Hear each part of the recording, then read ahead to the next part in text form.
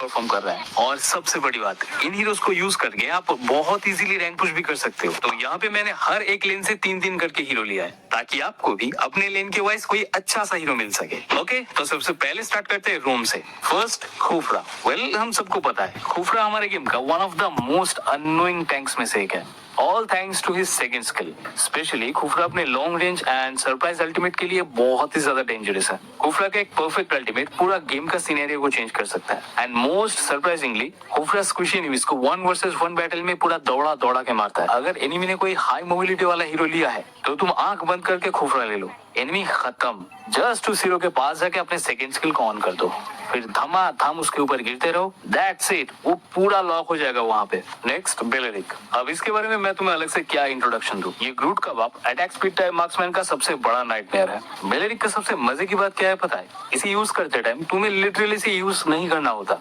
तुम्हारा almost 60 to 70% काम बेलेरिक का पैसिव ही कर देता है, which is damage deflection. Enemies तुम्हें खुद मारेगा और वो खुद ही डैमेज खाएगा। तुम्हें बस उसके आसपास घूमना है और अपने स्किल्स को स्पैम करना है। That's it. अगर तुम किसी टीम फाइट के बीच में जाके अपने अल्टीमेट को ठीक ठाक यूज कर देते हो तो तुम पूरे मैच का सीन को बदल सकते हो। तो हमारी इस लिस्ट का अगला हीरो है खालिद।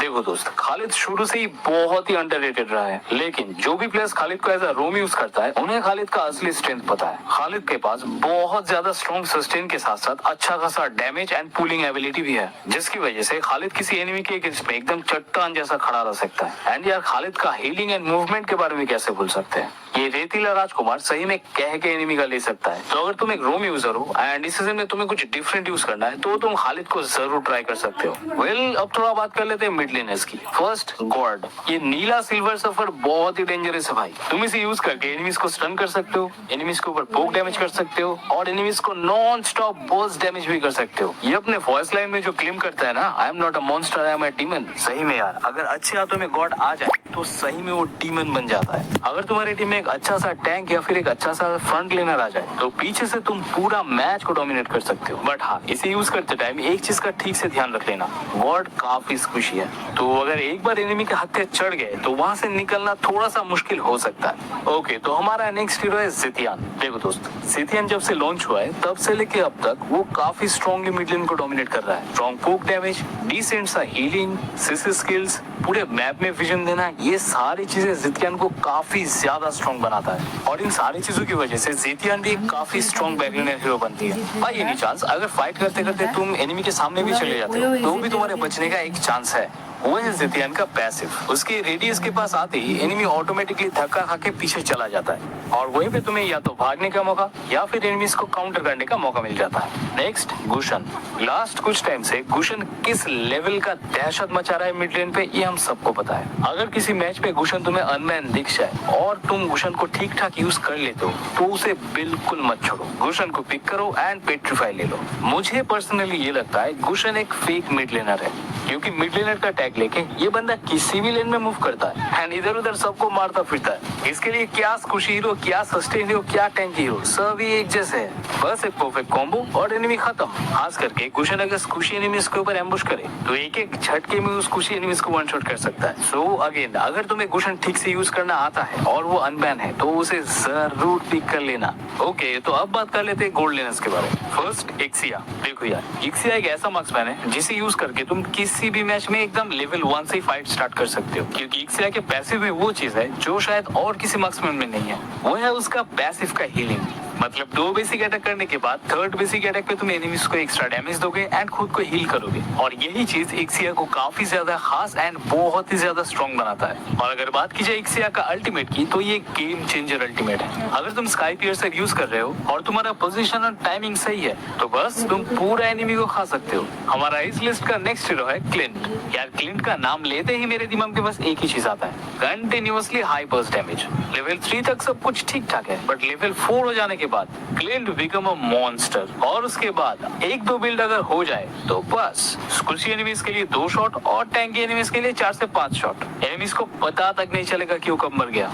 अगर तुम्हारी टीम में कोई अच्छा सा टैंक या फिर अच्छा सा फ्रंट लेनर है तो तुम पीछे से पूरा मैच को कैरी कर सकते हो। और अगर एनिमी तुम्हारे सामने आ भी जाए तो तुम अपने सेकंड स्किल को यूज करके भाग भी सकते हो। Next Brody. ब्रॉडी हमारे गेम का एक ऐसा मार्क्समैन है जिसका बेसिक अटैक और अल्टीमेट किसी पे अगर लॉक हो गया तो बंदा मैप में जहाँ पे भी भागे उसके ऊपर अटैक लॉन्च होगा ही होगा और इतना भयंकर लेवल का डैमेज देगा कि क्या ही बताऊं। ब्रॉडी लेवल 1 से ही काफी अच्छा खासा डैमेज करता है और किसी भी एनिमी पे 4 बार स्टैक मार्क आ जाने के बाद उसके ऊपर अल्टीमेट का डैमेज और भी ज्यादा बढ़ जाता है। देखो दोस्तों, ब्रॉडी को यूज करते टाइम तुम्हें कभी भी ये फील नहीं होगा कि तुम किसी बैकलाइनर हीरो को यूज कर रहे हो। वो इतना स्ट्रॉन्ग डैमेज देगा कि तुम्हारा दिल खुश हो जाएगा। लिटरली ब्रॉडी किसी भी स्क्विशी एनिमीज को एक बेसिक अटैक, एक स्किल 1 और एक अल्टीमेट से पूरा गायब कर सकता है। तो इस सीजन में अगर तुम्हें एक बहुत ही स्ट्रॉन्ग बट थोड़ा सा अंडररेटेड मार्क्समैन चाहिए तो तुम ब्रॉडी को जरूर देख लेना। ओके, अब थोड़ा बहुत बात कर लेते हैं जंगल हीरोज के बारे में। फर्स्ट, फ्रेडरिन। जहाँ पे बाकी हीरोज का डैमेज को एनहांस करने के लिए हमें डैमेज बिल्ड खरीदना पड़ता है, वहीं पे फ्रेडरिन फुल डिफेंस बिल्ड के साथ इतना ज्यादा डैमेज करता है जो किसी ने सोची ना होगी।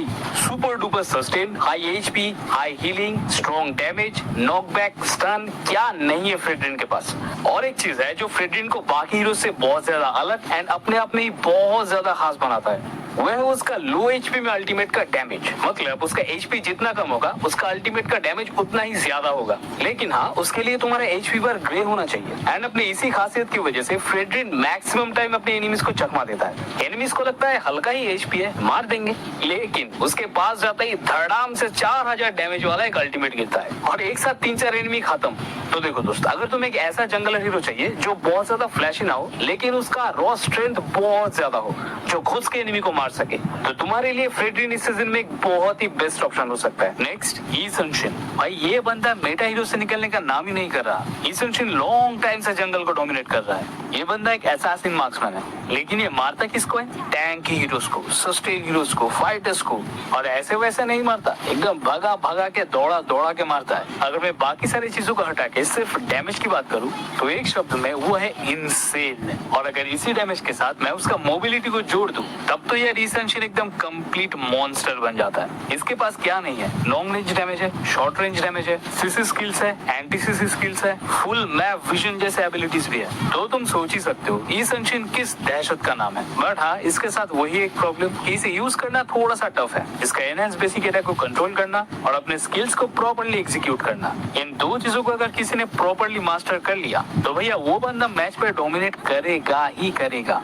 तो हमारी इस लिस्ट का नेक्स्ट हीरो है एलुकार्ड। तुमने भी शायद इस चीज को नोटिस किया है कि इस सीजन में एलुकार्ड थोड़ा सा कम यूज हो रहा है। थोड़ा सा नहीं, बहुत ही कम यूज हो रहा है और इसी चीज का फायदा तुम्हें उठाना है। देखो दोस्त, एलुकार्ड पहले से ही काफी स्ट्रॉन्ग एंड काफी डोमिनेटिव नेचर का है और इसका प्लेइंग स्टाइल भी काफी एग्रेसिव है। तो अगर तुम्हें कोई एग्रेशन टाइप का फाइट पसंद है, एकदम रेज टाइप का फाइट पसंद है, एनिमीज को घुस के मारना पसंद है, 3-4 एनिमीज को एक साथ पेलना पसंद है, तो तुम्हारे लिए एलुकार्ड एक बहुत ही अच्छा ऑप्शन हो सकता है। बस जल्दी से जल्दी अपने लेवल 4 करो और उसके बाद थोड़ा सा पोजीशन और थोड़ा सा टाइमिंग लेके एनिमीज के बीच में कूद जाओ। बट हाँ, इसे एग्रेशन को ओवर कॉन्फिडेंस मत होने देना। एनिमीज को अगर तुमने ईगो में लेना स्टार्ट कर दिया तो शायद तुम वहाँ पे मर सकते हो। और कुछ एलुकार्ड प्लेयर्स का नाम इसीलिए ही बदनाम है कि वो एलुकार्ड के स्ट्रेंथ को देखकर इतना ज्यादा ओवर कॉन्फिडेंस में आ जाता है, उन्हें लगता है कि अकेले ही घुस के 5 एनिमीज को मार देंगे और इसी चक्कर में खुद ही मर जाते हैं। बट मैं ये नहीं कह रहा कि एलुकार्ड लेके 1 वर्सेस 5 नहीं होता है भाई, बहुत अच्छा खासा होता है। लेकिन उस जगह पे एलुकार्ड के स्ट्रेंथ से ज्यादा तुम्हारा खुद का दिमाग काम करना चाहिए।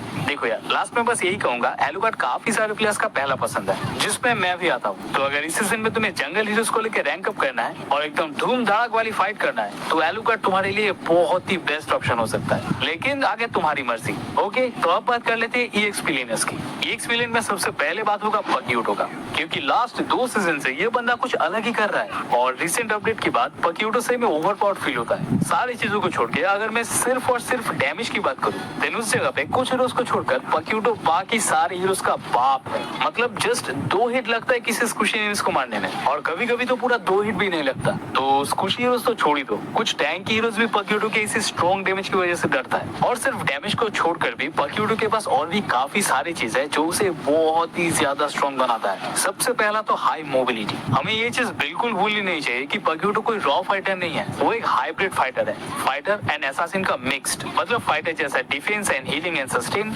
और असैसिन जैसा damage and mobility. And in सारी चीजों के साथ साथ पक्यूटो के पास अच्छा खासा नॉकबैक स्किल्स है एंड एक्स्ट्रा डिफेंस के लिए शील्ड भी है। लेकिन वही प्रॉब्लम प्रॉब्लम। पक्यूटो को यूज करना बाकी हीरो से थोड़ा सा कॉम्प्लिकेटेड है। अगर मैं बात करूँ इसका मोबिलिटी को कंट्रोल करना, अपने स्किल्स को प्रॉपर्ली एग्जीक्यूट करना, प्रॉपर कॉम्बोस को यूज करना, तो ये चीजें थोड़ा सा टफ लग सकता है। बट अगर तुम पक्यूटो लेके ठीक से प्रैक्टिस करते हो तो over the period of time ये सारी चीजें तुम्हारे लिए काफी इजी हो जाएगा।